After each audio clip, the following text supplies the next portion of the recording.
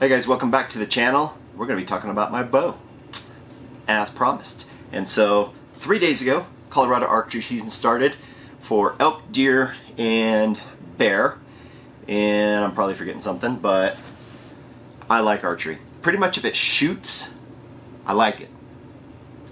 And this shoots. I love this thing. So anyways, let me show you what I got, and we'll kind of go over that. Let me take the quiver off, because I probably should have done that before I started shooting the video, but that's okay.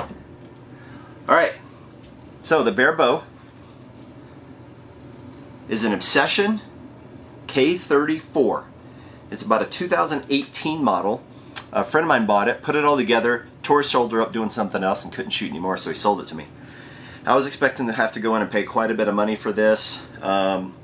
He had $900 in the bow.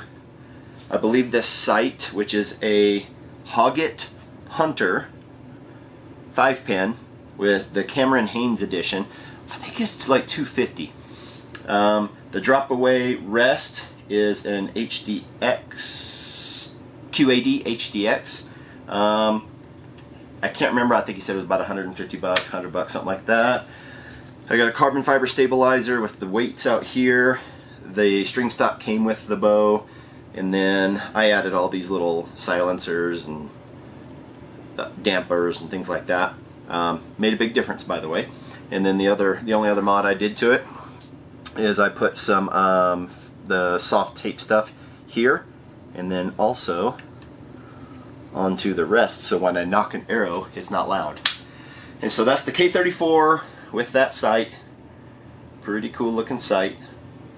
So the cool thing about this is the fiber optics go from the pins all the way around and all the way around this housing. See if you can see that.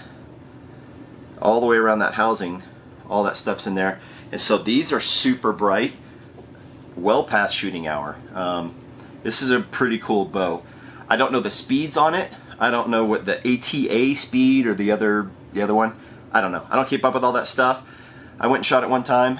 It was a little short on the draw, but I love the way it shot, and I love the fact, if you can see that right there, it's got a stop, so that'll come around and hit the limb.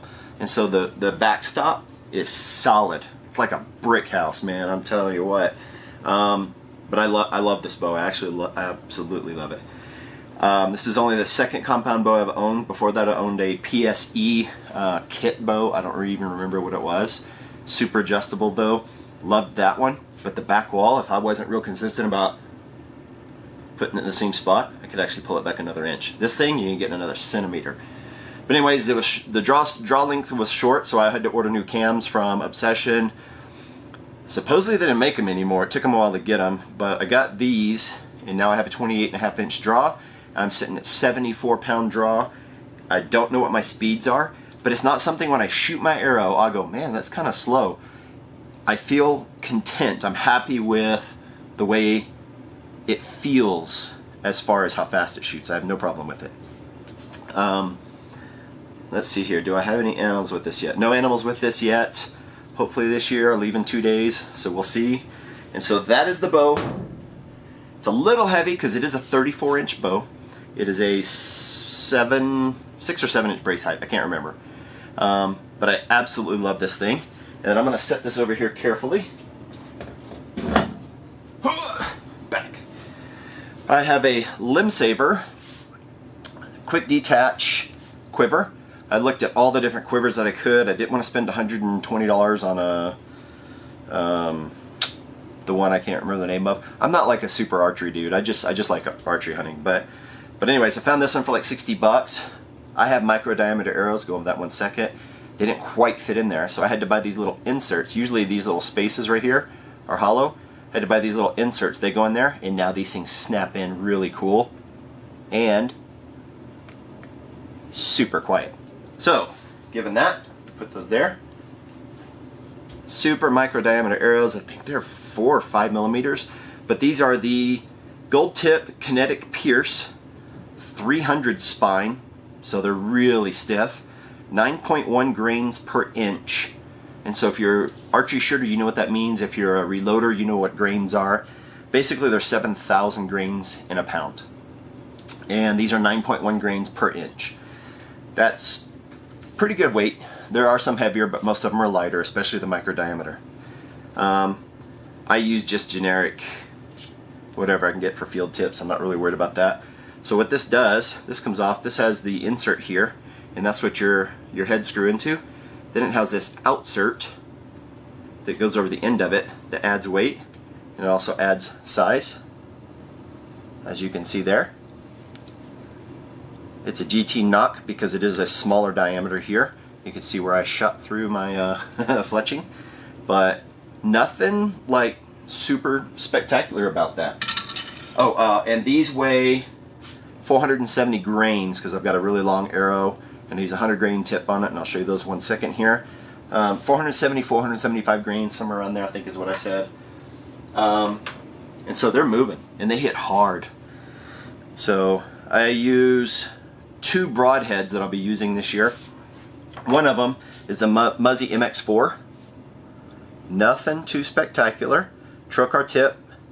This thing punches through anything I shoot at. 4 blades. I just, oops, almost dropped it.